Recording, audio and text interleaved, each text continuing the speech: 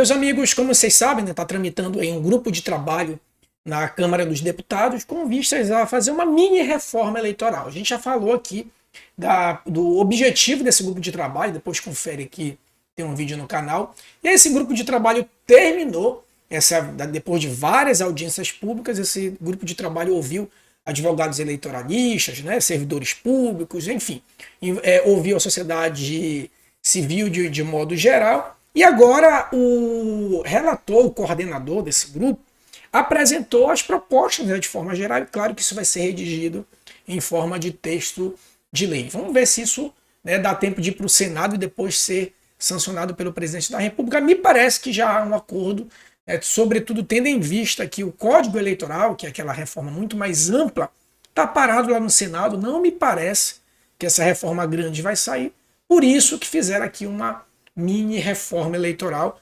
Mas vamos ver aqui os principais pontos, as principais propostas já condensadas depois de toda essa audiência pública, tá bom? Vamos lá.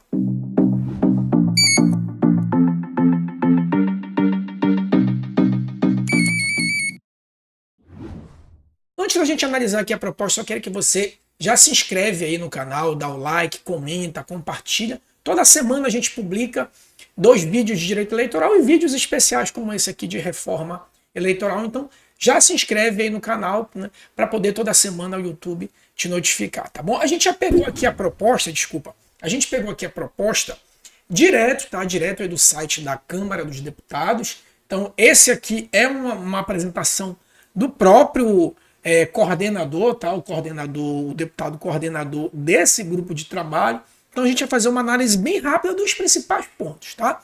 Então vamos lá. O que esse grupo de trabalho apurou?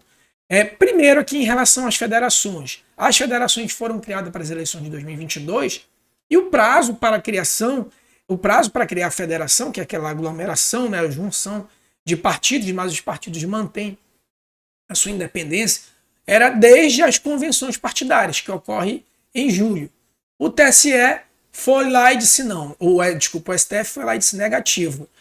Como a federação ela tem um modo de um partido, então ela deve ser criada tal como um partido 6 meses antes das eleições, né? Então, tranquilo aí, acho que é apenas ir ao encontro, né? Deixa eu aumentar aqui ir ao encontro do que já julgou o STF, tá bom? O próximo ponto é o calendário eleitoral. Me parece que essa, inclusive, é uma alteração até unânime, né? A questão é saber os detalhes, né? Claro que os detalhes há muita divergência, mas em relação ao calendário é unânime. Porque hoje em dia o registro de candidatura ele termina dia 15 de agosto, né? A gente até destacou isso. No entanto, as eleições ocorrem no primeiro domingo de outubro, no caso das eleições de 2024, dia 6 de outubro. E a própria legislação diz que os registros devem estar julgados, isso na instância ordinária, então para eleição municipal, zona eleitoral, depois TRE.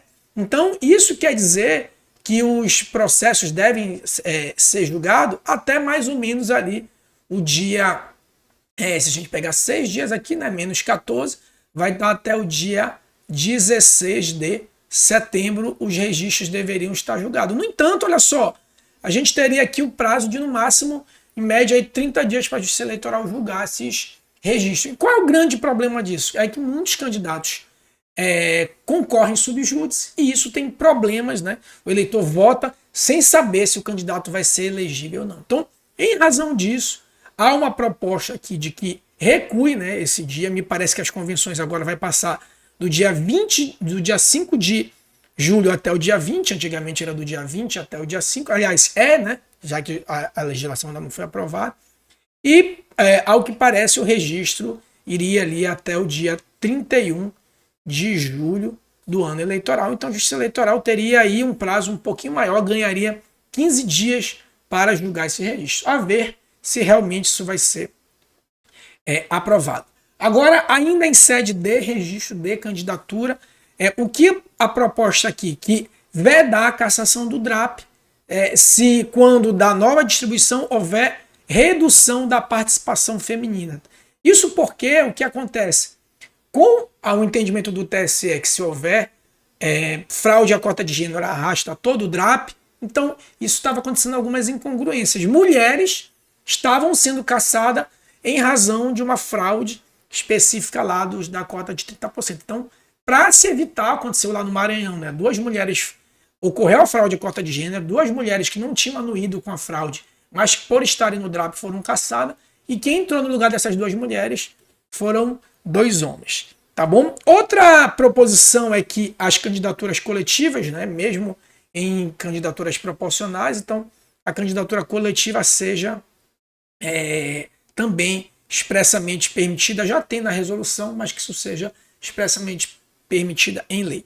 A definição do prazo da inelegibilidade superveniente, porque lembrem, o candidato pode apresentar o seu registro de candidatura e depois do seu registro ocorrer um fato que possa ou tirá-lo da disputa ou recolocá-lo na disputa. Então, o problema é definir esse prazo. Hoje em dia é uma bagunça na jurisprudência, né? Ora se diz que é até a data da eleição, ora se diz que é até a data da diplomação.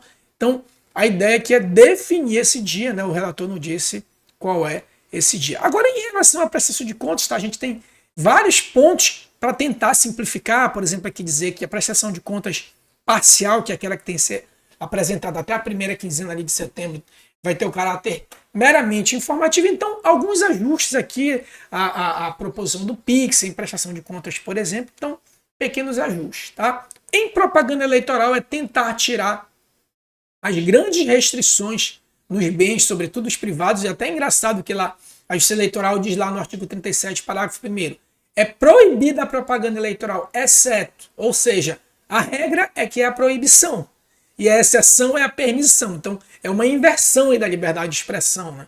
A regra deve ser a permissão, e a exceção são algumas proibições, já que nem todo direito é absoluto, tá? Então, é retirar algumas proibições de propaganda eleitoral, retirar aqui a dobradinha de partidos distintos. Então, eu quero ter sou deputado estadual, por exemplo, quero fazer do PT, quero fazer uma dobradinha com o deputado federal do PL, que são partidos totalmente diversos, né? A ideia aqui é liberar essa dobradinha, mesmo que os partidos não estejam coligados, tá? Então, há aqui essa permissão de dobradinha, tá? Outra questão é que na internet, sobretudo na página do candidato, eu tenho minha página pessoal, eu quero divulgar minha candidatura para prefeito, não seja obrigado, tal como é obrigado lá no horário público, né, no horário lá para TV e rádio que é público, eu tenho que colocar o nome do vice, ou se for senador, eu tenho que colocar o nome do suplente. Então, na minha página, eu não seria obrigado a colocar o nome do vice,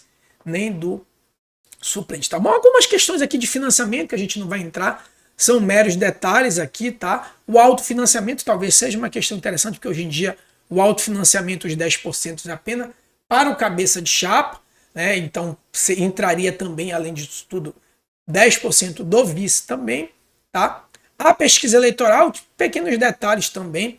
Condutas vedadas, tá? Uma questão aqui interessante. Rever o aumento do limite de gasto de publicidade institucional. Hoje em dia, a gente tem uma limitação com a publicidade de gastos institucional no semestre da eleição. Então, eu tenho uma média de 6 vezes ao ano anterior. Enfim, é um cálculo aí um pouco complexo. A ideia é rever esse limite, tá bom? Fraude à cota de gênero é definir os critérios de aferição dos percentuais em nível nacional, que também uma definição aritmética, tá? Nada de impacto propriamente na cota de gênero. Agora aqui também a revogação do modelo 80-20 aqui realmente é uma questão que deu muita polêmica, tá? Lá no artigo 109, do Código Eleitoral, diz o seguinte, que lembre que no primeiro passo o partido tem que alcançar o quociente eleitoral, né, que a gente divide o voto válido pelo número de cadeira, e o candidato, para entrar na vaga do partido, tem que alcançar pelo menos 10% desse quociente eleitoral, que a gente chama a votação nominal mínima. Só que, com a reforma de 2021, o artigo 109 criou outros passos. Então ele diz o seguinte, ó, ok, se não tiver nenhum partido que preenche o quociente eleitoral, a gente passa para o passo 2, que é a regra do 80-20. Então o partido que preencher 80% do quociente eleitoral e o candidato que tiver a votação nominal mínima de 20% do quociente eleitoral, a gente vai redistribuir essas vagas conforme essa sobra aí. Só que essa construção, essa redação ficou toda confusa, né? Faz remissão a uma regra que não é. Enfim, se criou uma bagunça nesse artigo 109. Então, a ideia agora é simplificar, dizer o seguinte: primeiro passo, ok, quociente eleitoral, quem alcançou, votação nominal mínima de 10%, ok. Sobrou vaga, aí a gente vai para a distribuição da maior média entre todos os partidos. Esquece essa história de 80-20. Então, a ideia aqui é simplificar, né? Inclusive, o STF está julgando essa questão, aí está julgando por meio de uma ADI, ainda está pendente de julgamento, se não me engano, está 4-2 para interpretação conforme do artigo 109. Tá? Também a questão aqui da violência contra a mulher, a ideia é ampliar aqui o 326B, né? Ampliar essa tipificação aí de violência contra a mulher nas eleições. Tá bom? Então, no mais aqui, pequenos detalhes, tá? Outra, para mim, uma modificação que seria excelente, né? Que é o terror, que seria a unificação dos prazos de desincompatibilização. Hoje em dia, é uma bagunça. A gente tem lá no artigo 1º, inciso 2 ao 7 da Lei Complementar 64/90, né? Literalmente dezenas, eu poderia me arriscar até dizer que seriam centenas de prazos, porque o prazo para desincompatibilizar, que geralmente é para servidor público ou para quem tem algum contato com o serviço público, de uma certa contratante, por exemplo, você deve se afastar ou deve se desincompatibilizar daquela atividade, e aí depende, se for candidato a prefeito, se eu for candidato a governador, se eu for servidor e público, mas eu desempenho uma atividade de arrecadação de impostos, se eu for servidor, enfim, é uma bagunça, né? São várias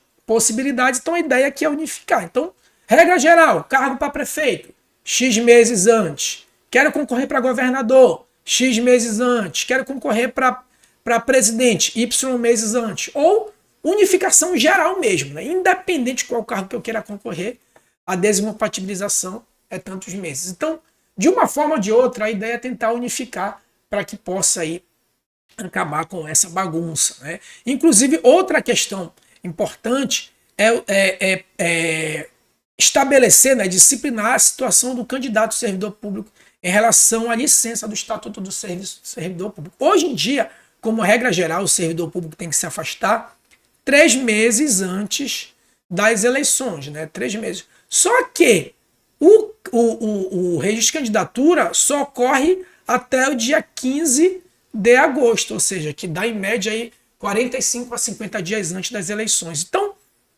a diferença, então a gente tem aqui 3 meses, que seriam em média 90 dias. Só que as convenções /registro ocorrem em média de 50 a 55 dias. Então, o servidor público ficaria aí essa diferença de 40 dias sem fazer nada em casa, sem poder fazer campanha, sem estar em convenções partidárias, porque a própria lei diz que, como regra geral, ele deve se afastar 3 meses antes. E a depender do cargo, esse afastamento tem que ser até 6 meses antes. Então, a ideia é tentar resolver essa questão para que o servidor público não se afaste, né? Inclusive com ônus para o serviço público, porque o servidor público estatutário ele tem que ficar recebendo. Então, a ideia é compatibilizar essa questão, né? Fazer uma arrumação nessa questão. Tá? Então, essas aí foram as principais propostas, né? Vamos observar aí. Quando vier o texto de lei propriamente dito, a gente traz aqui para vocês, ou quando for aprovado, se for aprovada essa mini reforma, a gente traz aqui para vocês também, tá bom? Então a gente fica por aqui, não se esqueça de se inscrever, de dar o like, de comentar, e a gente se vê na próxima, né? A gente acompanha aí as consequências e o deslinde aí dessa reforma eleitoral, tá bom? Um forte abraço e até a próxima.